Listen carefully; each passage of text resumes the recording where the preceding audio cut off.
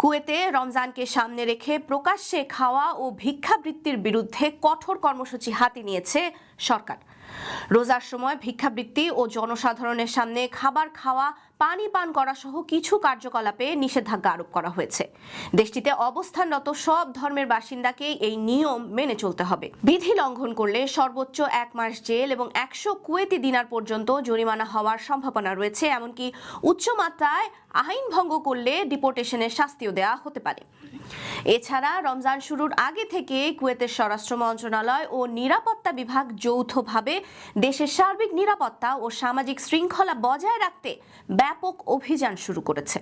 বাজার, মসজিদ, পাবলিক জায়গা ও ব্যস্ত সড়কগুলোতে ভিক্ষাবৃত্তি নিয়ন্ত্রণ ও অভিযান পরিচালিত হচ্ছে এবং যারা ভিক্ষাবৃত্তি করছেন তাদের প্রকৃত অবস্থান যাচাই করে আইনি ব্যবস্থা গ্রহণ করা হচ্ছে। পাশাপাশি যারা অবৈধভাবে কুয়েতে রয়েছেন বা অন্যকে সহায়তা করছেন তাদের বিরুদ্ধেও কঠোর পদক্ষেপ নেওয়ার নির্দেশ দেওয়া হয়েছে।